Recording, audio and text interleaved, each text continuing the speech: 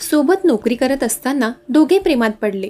मग प्रेमात असताना सोबत लिव्ह-इनमध्ये राहू लागले. पण एके दिवशी प्रियकराने मध्यरात्री जिवलग मित्राला घरी बोलावून स्वतः मित्रासोबत मिळून आपल्या प्रेयसीसोबत असं काही केलं की ते ऐकून तुम्ही हादराल. चला तर जाणून घेऊयात संपूर्ण घटना. आज आपण अशा 2 घटना बघणार आहोत ज्या घटनांमुळे समाजमन हादरलं. वळूयात आजच्या पहिल्या घटनेकडे. ही घटना आहे कानपूरच्या गजबजलेल्या शहरातील, जिथे जीवन रोज नवनवीन संघर्षामधून पुढे सरकत होतं. तिथेच एका तरुणीचं आयुष्य हळूहळू एका अंधाऱ्या वळणावर जात होतं. हे कुणाच्याही लक्षात आलं नव्हतं. आकांक्षा वयाने तरुण, चेहऱ्यावर निरागसता आणि डोळ्यात स्वप्नांची चमक असलेली मुलगी. ती मूळची कानपूर देहातची. तिचं बालपण साधं होतं.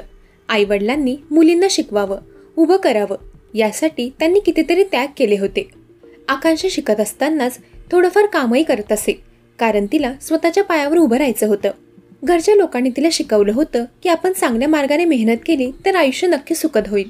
पण तिला काय ठाऊक, तिचं आयुष्य एका अशा व्यक्तीच्या जाळ्यात अडकणार आहे जिथून सुटका होणं जवळजवळ अशक्य होणार होतं. बारच्या एका रेस्टॉरंटमध्ये तिने काम सुरू केलं. तिथेच तिची भेट झाली सूरजशी. सूरजही तिथेच काम करत होता. साधारण दिसणारा पण बोलण्यात गोडवा असलेला मुलगा.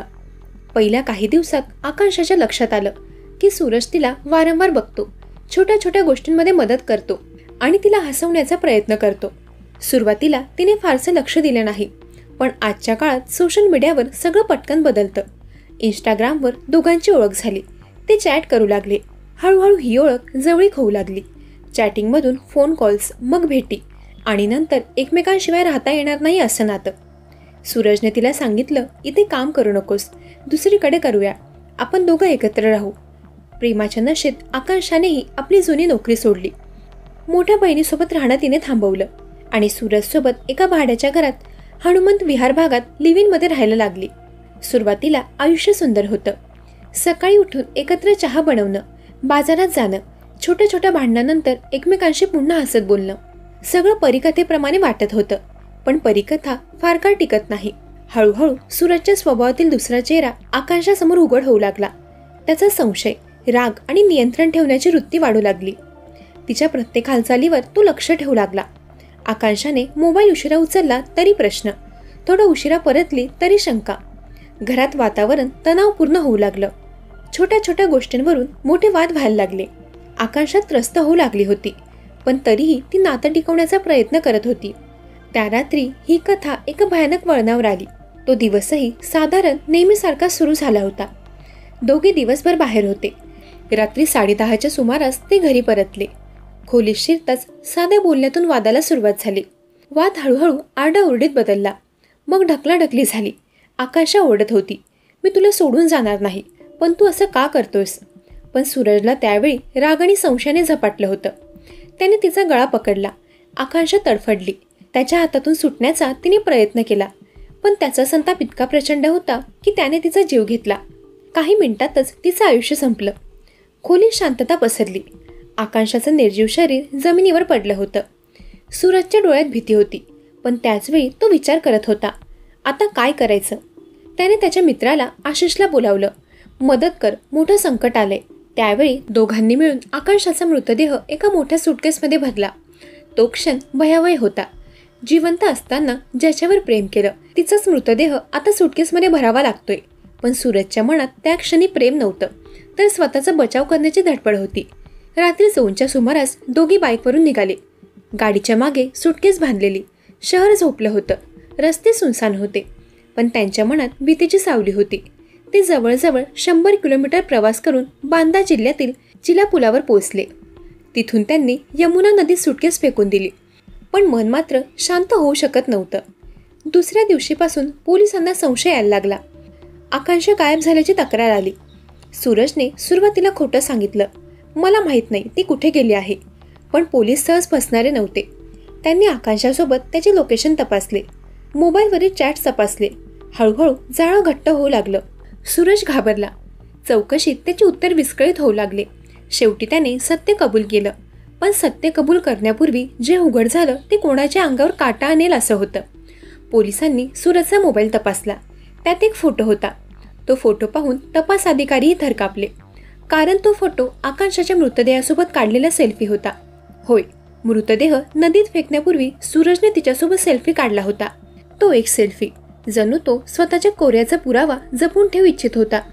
ही माहिती बाहेर आली तेव्हा संपूर्ण शहर हादरलं. लोक म्हणू लागले, प्रेम इतकं निर्दयी होऊ शकतं का? एवढं विकृत कोणी विचार करू शकतं का? सध्या पोलिसांनी सूरज आणि त्याच्या मित्र आशिषला दोघांनाही अटक केली आहे. मृतदेह शोधण्याचं काम सुरू आहे, पण तो अजूनही सापडलेला नाही.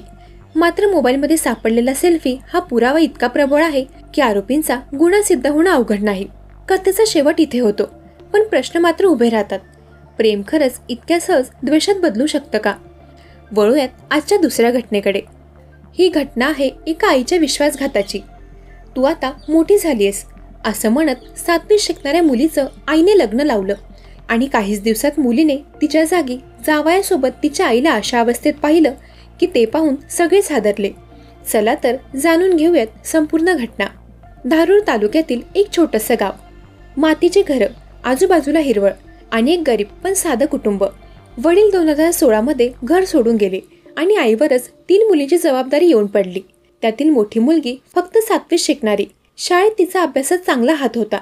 ती नेहमी शिक्षकांचं कौतुक मिळवायची. तिची स्वप्न साधारणच होती, पुढे शिक्षण घेणं, एक दिवस नोकरी मिळवणं.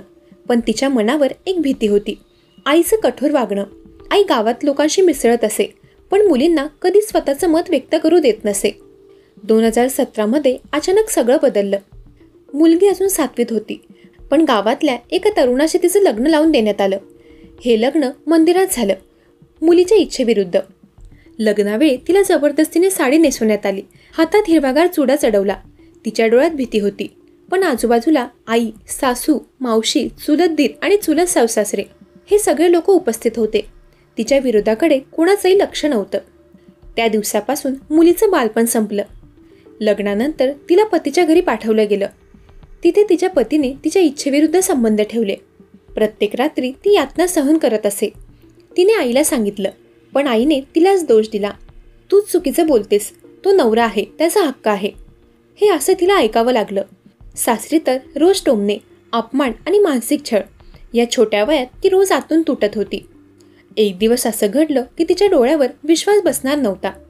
हळूहळू मुलीने आईमध्ये बदल पाहिला. आई आता घरात जास्त वेळ राहायला लागली. तिच्या पतीशी बोलताना आईच्या नजरा वेगळ्याच वाटत होत्या. सुरुवातीला मुलीला हे संशयास्पद वाटलं नाही, पण नंतर तिचं मन सतत सतर्क राहू लागलं. एका रात्री तिने पाहिलं, आई आणि तिचा पती एकत्र. जिथे तिला असायला हवं होतं तिथे आई होती. त्या क्षणी तिचं जग उद्ध्वस्त झालं. डोळ्यातून अश्रू वाहू लागले, पाय सुन्न झाले. तो प्रसंग तिच्या मनाला हादरवून गेला. ज्या आईला ती देव मानत होती ती स्वतःच्या मुलीच्या पतीसोबत संबंध ठेवत होती. ते सगळं पाहून मुलीचं मन थरथरलं.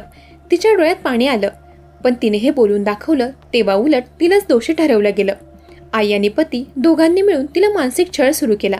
तू आम्हाला बदनाम करतेस असं म्हणत तिला मारहाण, धमक्या आणि टोचणे द्यायला सुरुवात केली. मार्च 2022 मध्ये तिला हा त्रास असह्य झाला. ती आजी आजोबांकडे पळून गेली आणि त्यांना सगळं सांगितलं. काही दिवस तिथे तिला सुरक्षित वाटलं, पण लवकरच आई आणि पती तिथे येऊन पोचले. तिच्या डोक्यावरचं आकाश पुन्हा काळं झालं. त्यानंतर 17 एप्रिल 2022 रोजी ती मानवलोक सेवाभावी संस्था अंबाजोगाई येथे पोचली. तिने अधिकारी अरुंधती पाटील यांच्यासमोर आपली कहाणी सांगितली. 18 एप्रिल रोजी तिला बाल कल्याण समितीसमोर आणण्यात आलं. समितीच्या आदेशाने तिला अंबाजोगाईच्या सावित्रीबाई फुले मुलींच्या बालगृहात ठेवण्यात आलं. त्यानंतर 4 वर्ष ती बालगृहात राहिली. बाहेरून ती मुलगी शांत दिसत होती, पण आतून ती जखमी आत्मा होती. शिक्षण पुढे सुरू ठेवलं, पण तिच्या मनात सतत प्रश्न होते.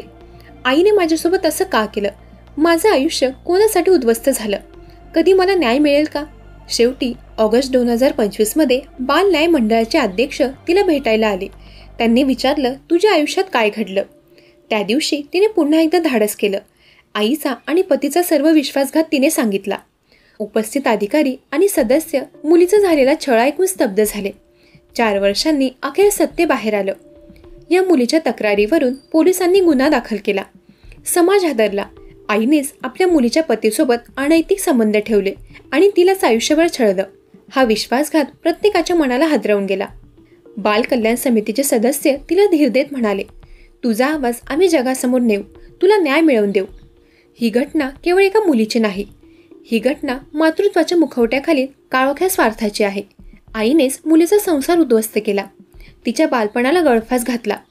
4 वर्षांनी का होईना पण सत्य बाहेर आलं. दरम्यान या दोन्ही घटनांवर तुमची काय प्रतिक्रिया आहे ते कमेंट करून नक्की सांगा.